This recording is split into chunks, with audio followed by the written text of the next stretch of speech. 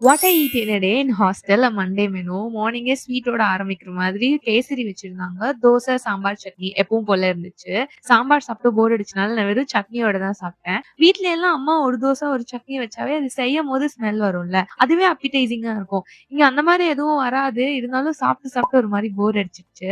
கொஞ்சம் அகாடமிக்கா எடிட் பண்ண வேண்டியது இருந்தது. நான் நடுவுல வந்து எக்ஸ்ட்ராக்ஷன் டியூட்டி இருந்தனால அது முடிச்சுட்டு, அதுக்கப்புறம் நடுவுல சமோசாலாம் சாப்பிட்டேன். ஃபார் லஞ்ச் எனக்கு புடிச்சது தான். சிக்கன் கிரேவி வித் பருப்பு கூட ரசம், மோர்லாம் இருந்துச்சு. பட் நான் சிக்கன் கிரேவி, பருப்பு தான் சாப்பிட்டேன். அதுக்கப்புறமா இந்த 2 டூ 4க்குள்ளேயே கேக், பப்ஸ் எல்லாம் சாப்பிட்டேன். ஈவினிங் மேல ஹாஸ்டல்ல வந்து வடை வித் சட்னி, அது கூட டீ இருந்துச்சு. எந்த மீல் என்ஜாய் பண்றேனோ இல்லையோ, டீய மட்டும் கண்டிப்பா நிம்மதியா தான் உட்காந்து குடிப்பேன். தெரிஞ்சோ தெரியாமலயோ நெறைய பேக்டு அண்ட் ஃப்ரைடு தான் இன்னைக்கு சாப்பிட்டுருக்கேன். டின்னருக்கு சப்பாத்தி, குழம்பு, அதுக்கப்புறம் ஆம்லெட்லாம் இருந்தது. எனக்கு பெருசா இஷ்டமே இல்ல. ஆக்சுவலி டேஸ்ட் நல்லா தான் இருக்கும். பட் ரிப்பீட்டா சாப்பிடுறதுனாலயே பெருசா இஷ்டம் இல்ல.